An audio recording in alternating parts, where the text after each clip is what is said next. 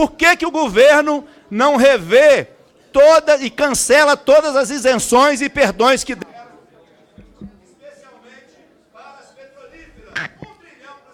Obrigada, deputado. Agora, com a palavra, deputado Reginaldo Lopes, pelo prazo de 10 minutos.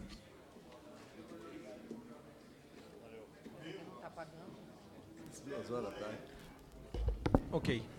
Presidente, desculpa, eu não entendi. Pela relação aqui que eu tenho, só queria saber se é essa mesmo. Houve inversão. Houve uma permuta do Gil Cotrim, permutou com Léo Moraes, que permutou com Reginaldo Lopes. Reginaldo Lopes. Onde é que está o Célio Moura? Presidenta. Célio Moura é o próximo, ok? Então, por Depois sou 10 eu, né? minutos. Depois do Célio Moura, quem é, presidente? Eu vou falar aqui a lista um minutinho. Depois do deputado Reginaldo Lopes, deputado Célio Moura, por 5 minutos, deputado Glauber, por 5 minutos, deputado Léo Moraes, por 10 minutos. Depois prossegue a lista, que é extensa ainda.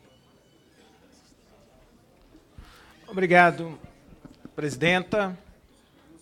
Eu quero começar a minha fala dizendo que esta comissão tem uma enorme responsabilidade. É a comissão que vai garantir a admissibilidade ou não desta matéria. E eu já quero me posicionar, sou contra a admissibilidade, vou votar com a minha bancada pela inconstitucionalidade dessa matéria. E quero colocar alguns argumentos. Primeiro, nós estamos rompendo com o modelo estabelecido pelos constituintes, pelo poder originário de 88, que definiu muito bem nas palavras do Ulisses Guimarães o modelo de seguridade social brasileira, moderno, integrado, solidário e universal, por um modelo individualista, privado, um modelo que recolocará o Brasil no século XVIII, século XIX. Um modelo que vai contribuir para que o país continue nessa marcha de uma profunda convulsão social. É só olhar para os dados. O número de desempregados, chegando à casa de 30 milhões de brasileiros e brasileiras sem renda. É só olhar para a nossa juventude, deputada Maria do Rosário. 40% nesse momento não estuda e não trabalha. Aproximadamente 20 milhões de brasileiros e brasileiras. É só olhar para o número de brasileiros e brasileiras enterrado no sistema financeiro, do qual esta PEC vai ajudar, porque esta PEC quer criar mais uma atividade econômica para o sistema financeiro. Nós temos 65 milhões de brasileiros e brasileiras vítimas do sistema financeiro. E aí esse governo, que foi eleito para mudar, dá continuidade a uma agenda que eu admito aqui que nem é do Bolsonaro, porque ele já admitiu que não entende nada de economia. Acha o Brasil um abacaxi. Entrega o país para o único entendedor de economia construído pela Rede Globo, que busca colocar toda a saída, todas as perspectivas do nosso povo em uma única PEC, a reforma da Previdência. Faz inúmeras promessas,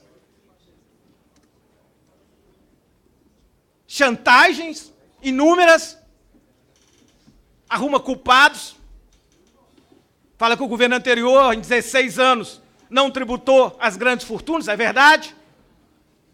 O meu governo nunca teve maioria ideológica nesse país para impor uma agenda mais transformadora, mas ele, ao invés de tributar, dá passos para frente, buscar combater os privilégios, ele resolve, então, agora, tributar os mais pobres.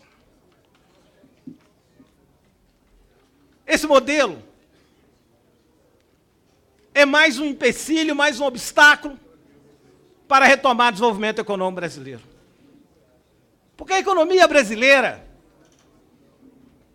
ela está totalmente travada. E ontem, esse governo, e deve ter tido participação do Paulo Guedes, anuncia o fim da política que mais distribuiu renda do ponto de vista do salário mínimo, da renda per capita das famílias, dos mais pobres, que ganham até 2 salários mínimos, que é a política de valorização do salário mínimo. Deputado Eldo Salomão, se não fosse a política de valorização do salário mínimo, o Brasil teria hoje um salário de R$ 573, e não dos R$ 998. É um governo comandado pelo mercado financeiro que busca, nas lógicas e nas teses ultraliberais, que já foram abandonados pelos países mais civilizados na década de 80, retirar a economia brasileira da estagnação. Quando a economia está estagnada, é impossível as teses liberais, e eu diria mais, o capital privado, destravar a roda e colocar a roda para rodar. Quem coloca a roda para rodar, em qualquer tempo da história, em qualquer economia mundial estagnada, isso desde o século XX, com a maior crise do capitalismo, 29, com a teoria do Keynes, é o Estado indutor da economia. Por isso não estamos debatendo aqui meramente a questão do direito previdenciário. Até porque não. Porque o Paulo Guedes confunde a aposentadoria com o nosso tripé moderno do Ulisses Guimarães da Seguridade Social, da assistência, da previdência e do Sistema Único de Saúde. Esse governo quer retirar desta economia mais R$1 trilhão de uma economia que não tem poder de reação. Mas o mais criminoso ainda é que esse governo retira do bolso dos mais pobres.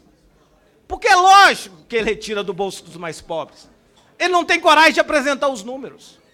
Por que não traz aqui os dados, falando de quantos bilhões vão sair dos bolsos dos trabalhadores rurais? Porque, na verdade, não está apenas aumentando 5 anos para os trabalhadores rurais.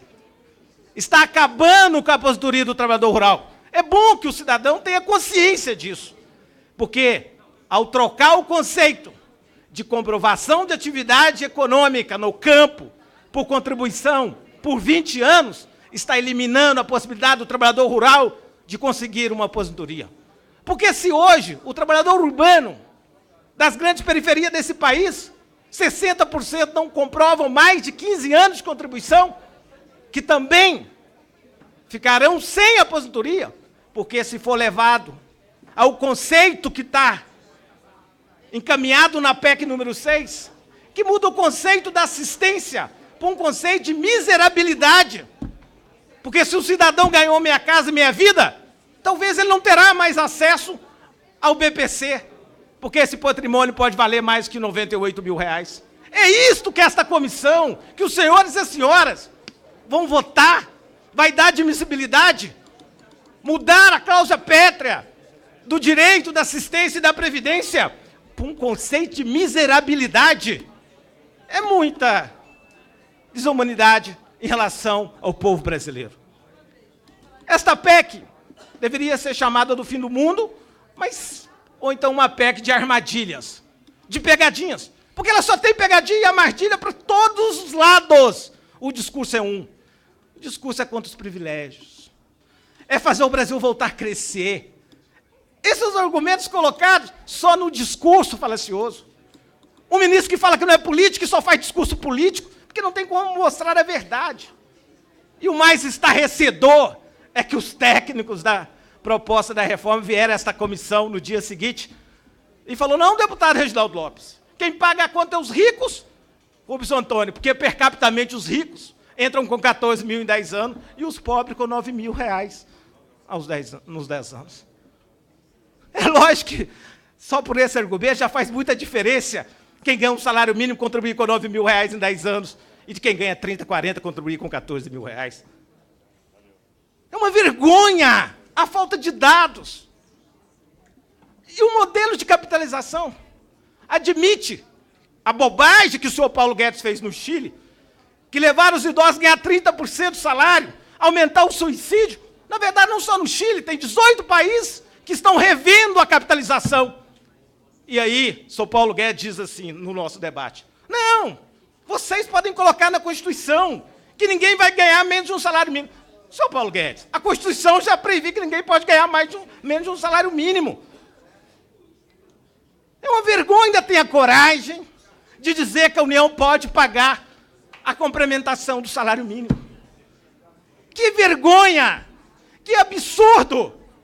O que nós estamos vivendo nesse século XXI, com esta proposta encaminhada por um governo que não tem nenhuma pauta. Porque, vamos ser sinceros, não tem coragem de enfrentar os problemas, não tem coragem de ter um projeto estratégico de nação, de Estado. O que esse governo faz? Reformas. Reformas. A panaceia, o posto Ipiranga. O deputado Helder Salomão foi muito feliz. Aonde estão os deputados que afirmaram nessa comissão que a PEC do controle dos gastos ia gerar 6 milhões de empregos? Aonde estão esses deputados? Lamentavelmente, muitos perderam. Aonde estão os deputados que votaram a reforma trabalhista, que também ia gerar 8 milhões de empregos? São os deputados que vão votar agora com a promessa de um Estado mínimo, um Estado que não tem capaz de induzir o crescimento econômico, prometendo ao povo brasileiro mais 8 milhões de empregos. Tenha coragem, Paulo Guedes, assuma o seu papel, assuma a economia, induz o crescimento econômico e aplica... Para encerrar. E a trilhão dos mais ricos nos mais pobres. Vários deputados já apresentaram proposta. Inclusive, eu apresentei a 2440, que propõe tributar 15% dos lucros e dividendos, e assim nós colocamos 1 trilhão na economia para fazer obras em 4 anos, e na ponta do lápis eu comprovo 8 milhões de emprego em 4 anos. Não a admissibilidade, e sim pela inconstitucionalidade. Com a palavra o deputado Célio Moura, 5 minutos.